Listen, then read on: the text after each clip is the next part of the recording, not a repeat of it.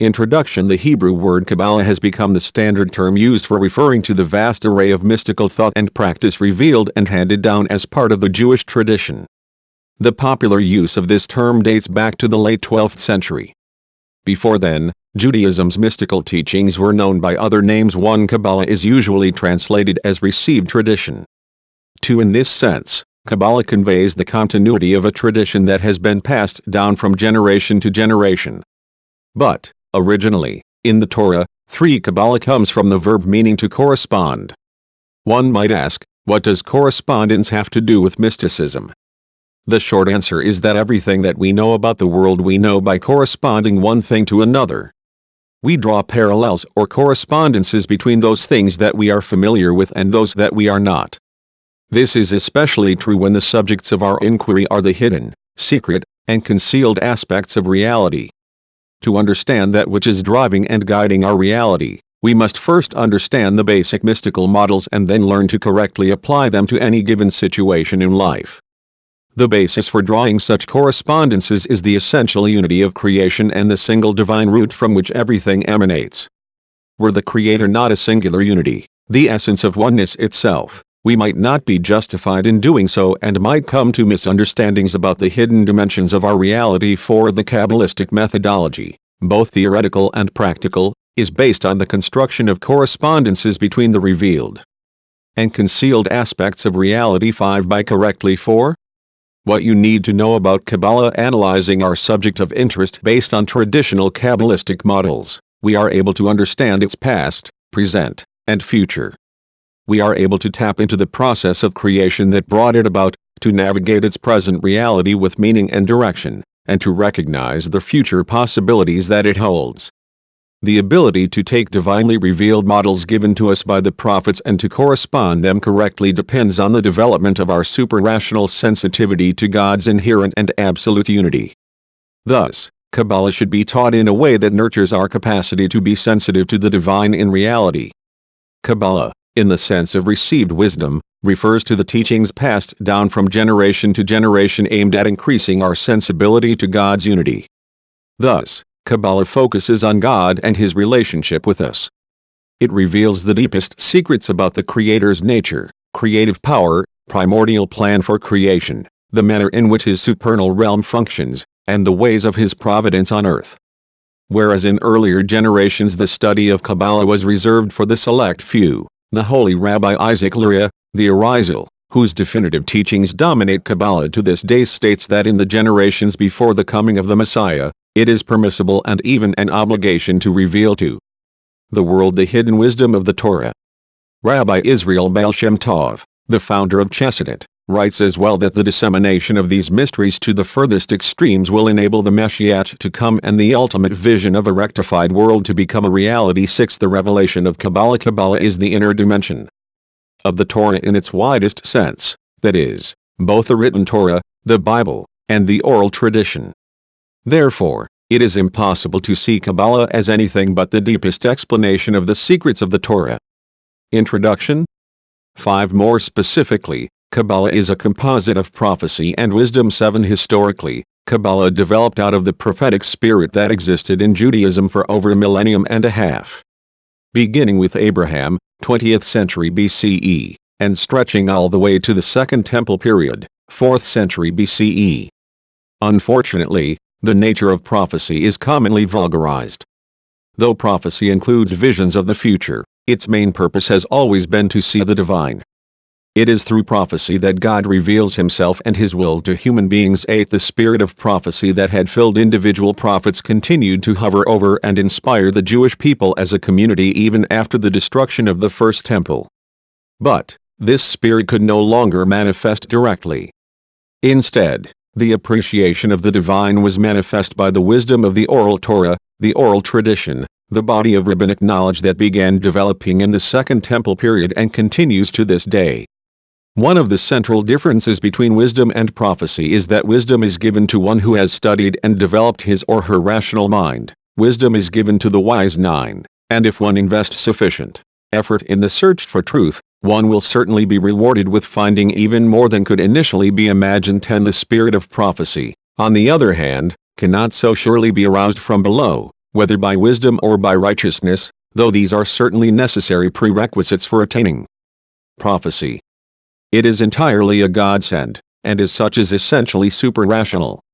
Thus, the essence of Kabbalah can be described as the union of the rational mind, the wisdom of the oral Torah, with the super-rational, the prophetic spirit, which remains to this day.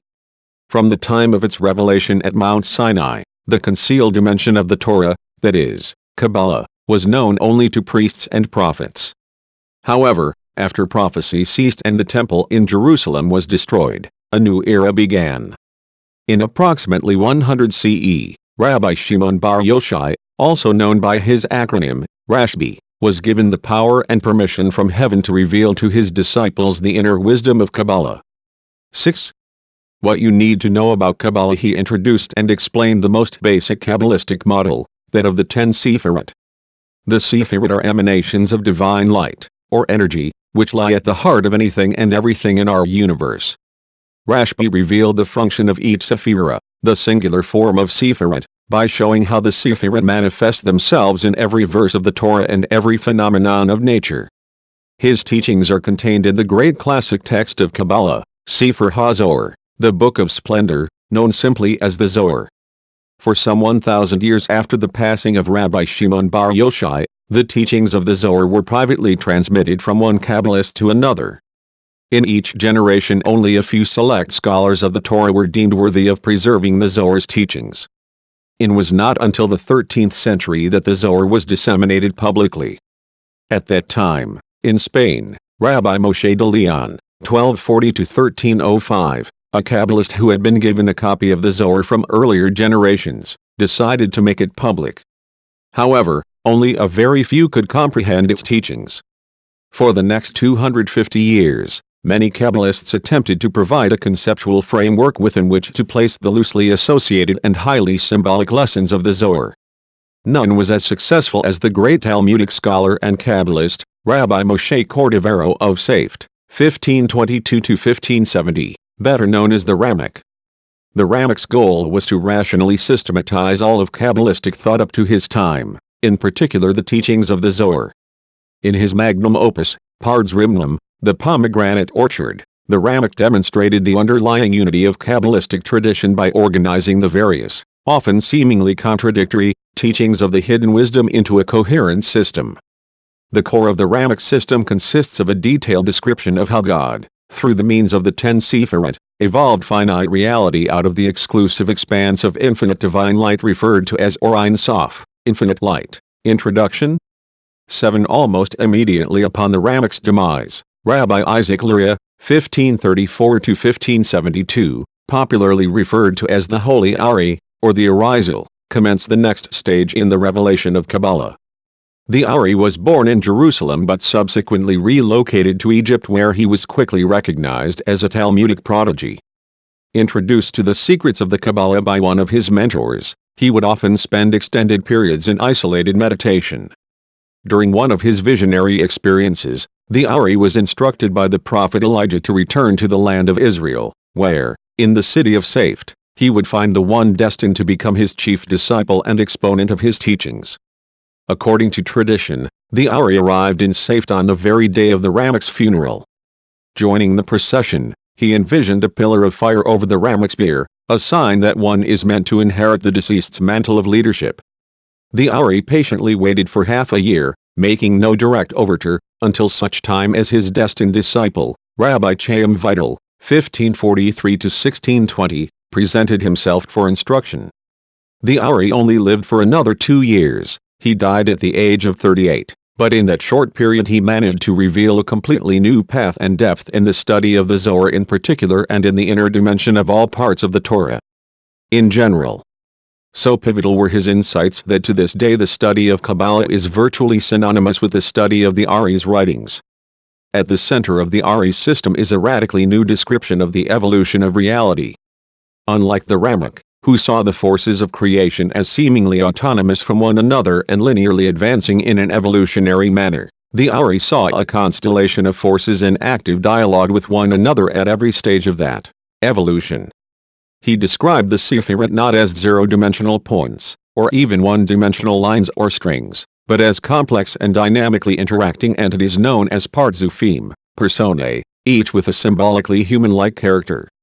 According to the Ari, the creative forces exist as the concealed inner dimension of reality, enclosed within it, and thus continuate.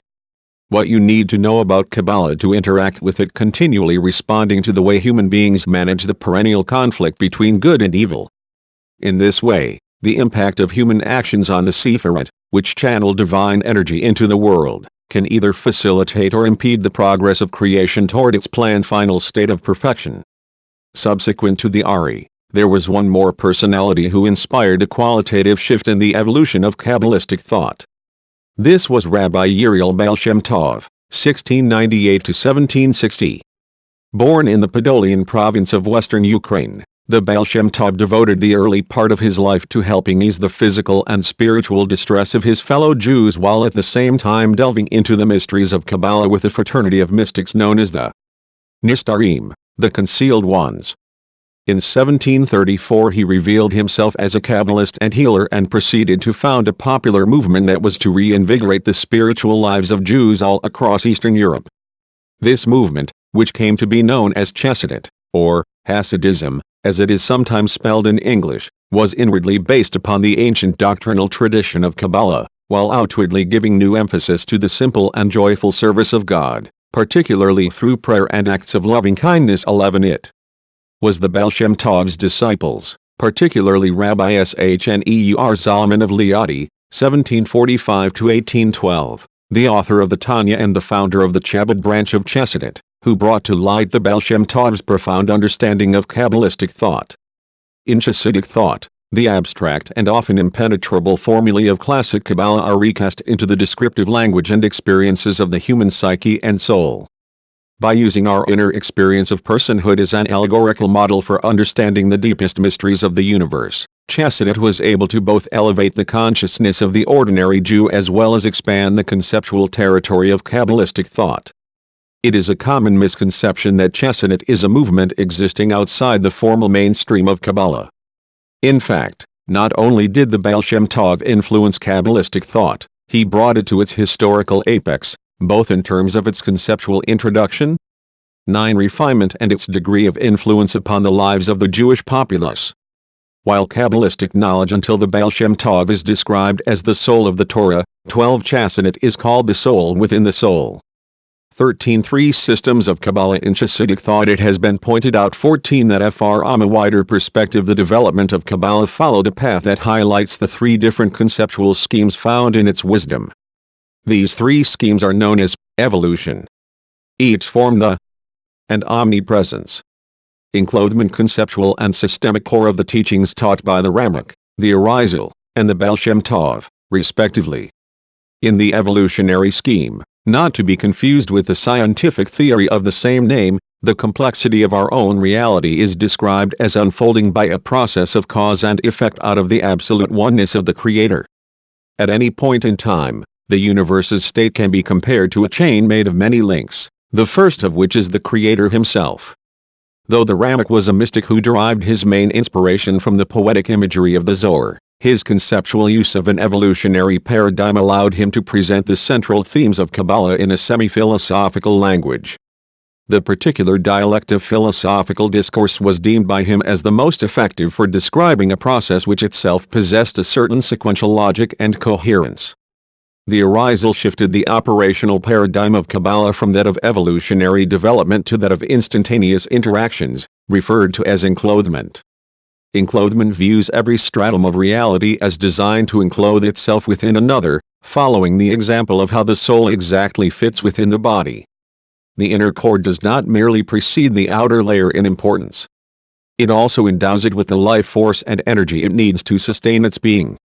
Hence, enclothement is similar to a biological picture of reality, focusing on life force and its energetic transformations as they dictate the form of the universe.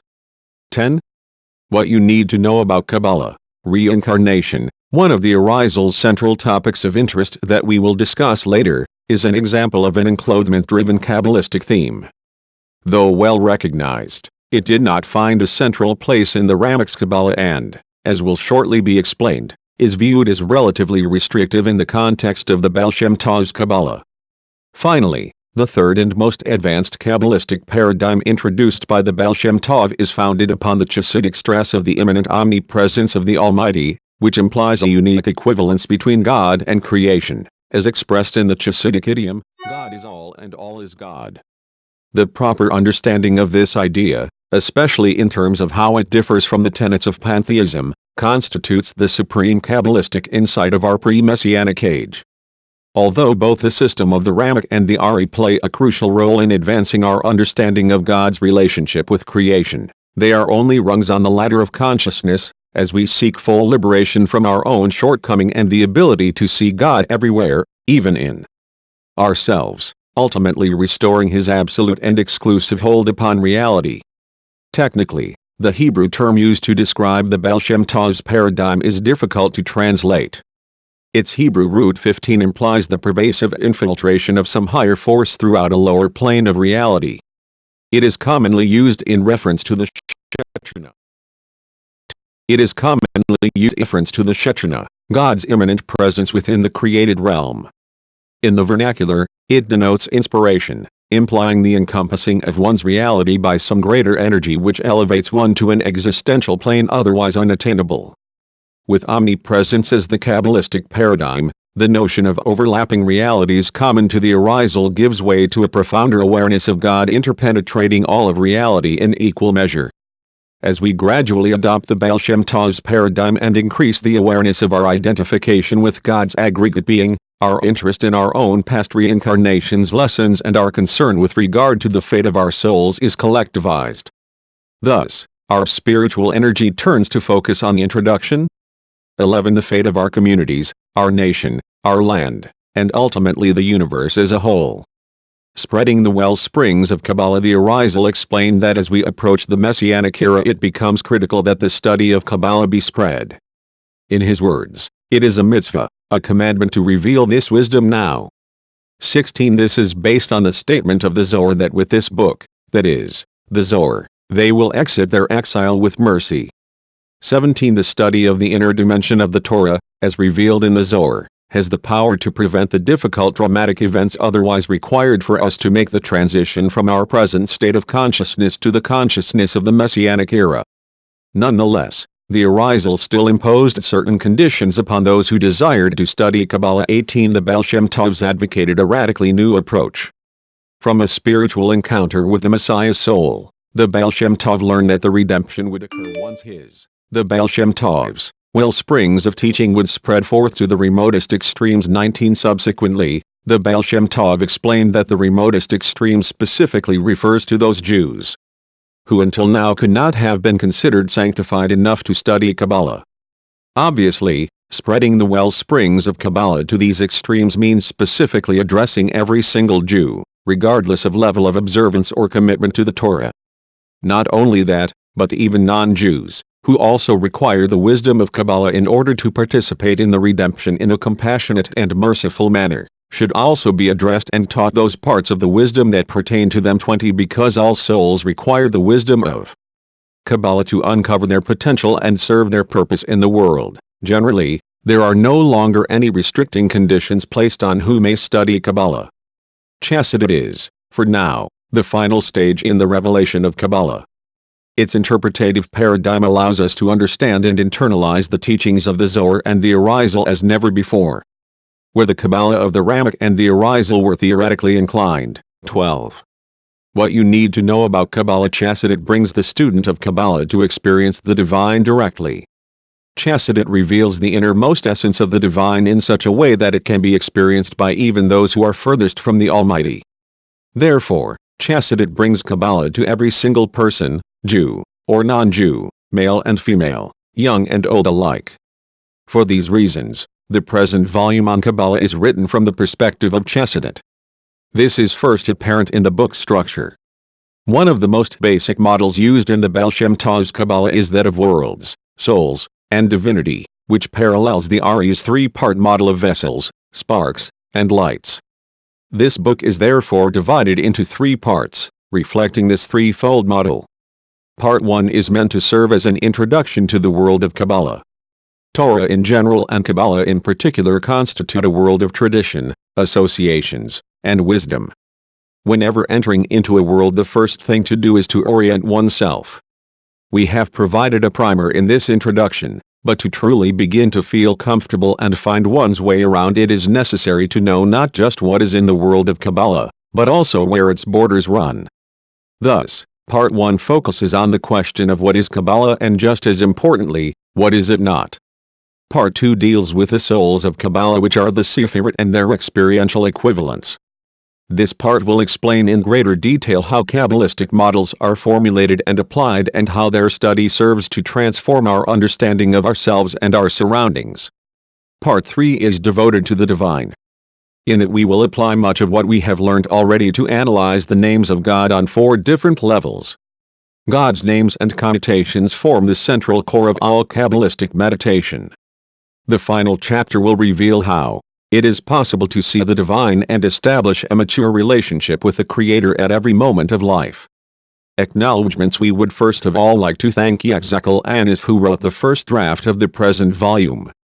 Yitzchak has been a long time. And introduction. 13 devoted student of Rabbi Ginsburgh's.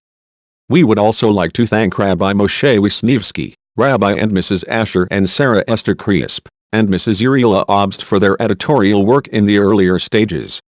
Notes. 1. For example, in the Talmud, we find Sitrai Torah, Mysteries of the Torah, Chagiga 13a. Pesukim 119a.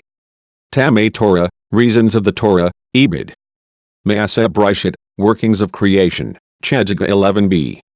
And Maaseh Merkava, Workings of the Chariot, Barachrit 21b. Shabbat 80b. Sukkah 28a. Chagiga Ibid and elsewhere. For more on these 4 parts of the esoteric tradition of the Torah, see Rabbi Yosef Ergas, 1685–1730, Shomer Eminim, Hakadman. In post-Talmudic sources, we find the esoteric tradition referred to as the inner wisdom, Chokmat Penimit, the wisdom of truth, Chokmat Hamut, the hidden wisdom, Chokmat Nistara, and the secret, Sod. See for example Rabbi Meir ibn Gabbai, 1480–1540, Avodat HaKadosh, Part 2, Chapter 13. 2. Apparently the first to use the word Kabbalah to refer to the Torah's esoteric tradition is Rabbi Eliezer of Worms, better known as the Rokiach, c. 1165–c. 1230. Before then, in the Talmudic literature, Kabbalah referred to both the extra-pentateuchal parts of the Bible, that is, the prophets and the writings, and to the oral tradition of the Torah, that is, the Midrashim and the Mishnah. 3. Exodus 26:5, 36:12. 4. Incidentally, science uses a similar argument to justify its belief, and this is a belief. There is no proof that this is a true statement, that the physical laws governing the physical aspects of our universe are the same everywhere, that is, that the entire universe emanated from a single source. The scientific notion of parsimony, as this belief is called, thus depends on God's essential oneness. Still, science has not come to terms yet with the notion of free will and how by exercising it to create a relationship with the Creator, human beings have the power to influence and even change the very laws that govern reality. 5. As will be discussed in Chapter 4, the basic unit of every Kabbalistic correspondence is a model or template, called a parzuf, in Hebrew. 14. What you need to know about Kabbalah. 6. In a letter to his brother-in-law, Rabbi Gershon Kaitover, Keter Shem Tov, 1. See also Introduction to the Hebrew Letters. 7. For more on the joining of wisdom and prophecy, see pages 34. 8. As in the verse, I will speak to the prophets and I have afforded many visions and by the hand of the prophet my likeness is revealed, Hosea 12:11. 9. Daniel 2:21. 10. The sages say that, one who says, I have toiled and I have not found, do not believe. I have not toiled and I have found, do not believe. I have toiled and I have found, believe. Megillah 6b. 11. As the Mishnah states, the world endures because of 3 things, the study of the Torah, the worship of God, that is, prayer, and acts of loving kindness, Avot 1:2. 12. Nishmata Diareta, cf. Zohar 3, 152a. 13. Nishmata Linishmata. 14. Rabbi Yitzchak Isaac of Hamel, c. 1770-1857, Me'amar Hashiflat via Zimka, a treatise on humility and joy. Rabbi Isaac of Hamel, one of the greatest scholars of his day, was the chief rabbi of his Ukrainian hometown, Hamel. A devoted student and disciple of the first three leaders of Chabad, he was a prolific writer who left behind some of the deepest writings in Jewish mysticism.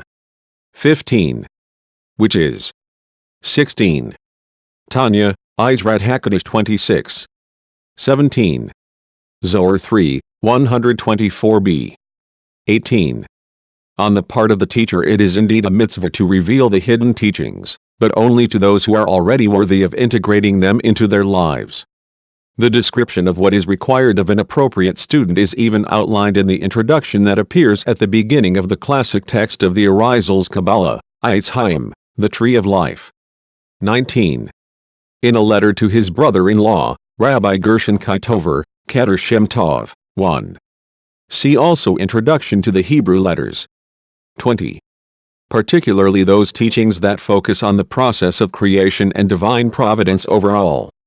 See Kabbalah and Meditation for the Nation.